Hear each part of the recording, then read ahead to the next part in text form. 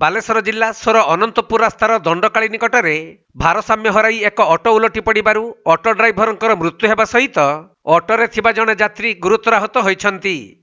ମିଳିଥିବା ସୂଚନା ଅନୁଯାୟୀ ପାଖର କଳମଙ୍ଗା ଅଞ୍ଚଳର ଭଗବାନ ପାଣିଗ୍ରାହୀ ନିଜ ଅଟୋ ଯୋଗେ ହରିହର ଜେନାଙ୍କୁ ନେଇ କୌଣସି କାମରେ ସୁର ଅଭିମୁଖେ ଯାଉଥିବା ବେଳେ ଦଣ୍ଡକାଳୀ ନିକଟରେ ହଠାତ୍ ଅଟୋଟି ଭାରସାମ୍ୟ ହରାଇ ଓଲଟି ପଡ଼ିଥିଲା। ପରେ ସ୍ଥାନୀୟ ଲୋକମାନେ ଉଭୟ ଅଟୋ ଡ୍ରାଇଭର ଓ ପ୍ୟାସେଞ୍ଜରଙ୍କୁ ଉଦ୍ଧାର କରି ସୋର ଡାକ୍ତରଖାନାକୁ ଆଣି ଭର୍ତ୍ତି କରିଥିଲେ।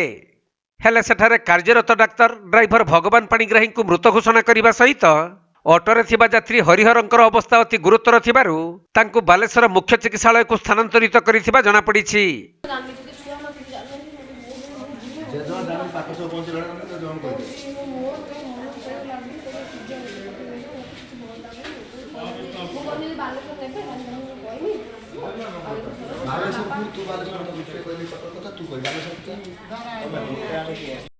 ବାଲେଶ୍ୱର ଜିଲ୍ଲା ସୋରରୁ ସୁମନ୍ତ ଦାସଙ୍କ ରିପୋର୍ଟ, କୋଣାର୍କ ଲାଇଭ୍।